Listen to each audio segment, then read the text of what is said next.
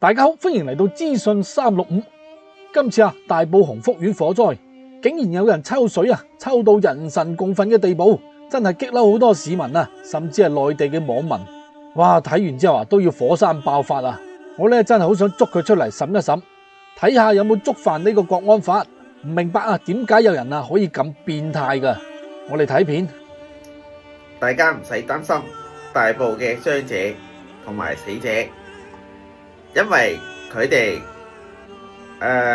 所做嘅業呢，罪業係深厚，做得太多衰嘢，所以先會被火燒死同埋受傷。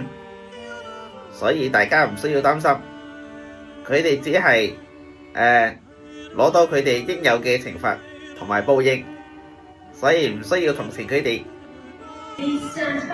你班黑粉唔好誣衊我話俾你知，我雲福苑我唔係話唔支持咁人哋火災咁係佢嘅問題嘛，咁關我撚事咩？真係咪佢死咗關我鬼事咩？真係咪就係有啲人如果真係我係黑心我係好黑人憎我係好類似我返緊工，我返嗰啲人哋炒咗我都希望佢嗰個人快啲死添，我希望嗰個人快啲車禍添，累到我入醫院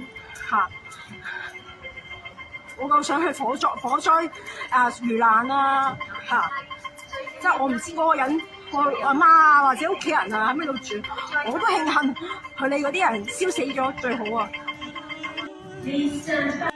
嗱，呢啲咁嘅白卡仔要抽水要出位可以做好多嘢㗎係嘛？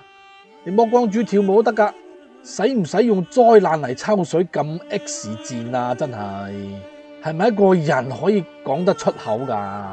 咁第一位世紀戰人呢，佢個本名叫做陳家偉。咁條片嘅幾日之前㗎啦，喂，諗住有人投訴係嘛？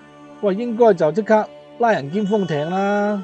點知道完全咩事都冇投訴都冇用，個窗爐冇封㗎，繼續喺度拍片哎呀，真係激到我死下咁如果喺大陸分分鐘打靶啦。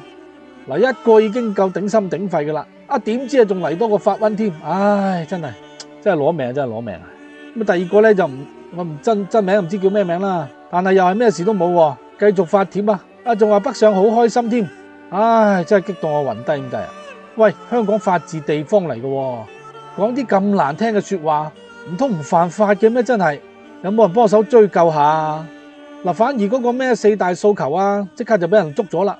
咁呢啲人幾時捉呢？究竟唉，真係唔得啦，我要休息下先真係頂唔順我哋下條片見啦。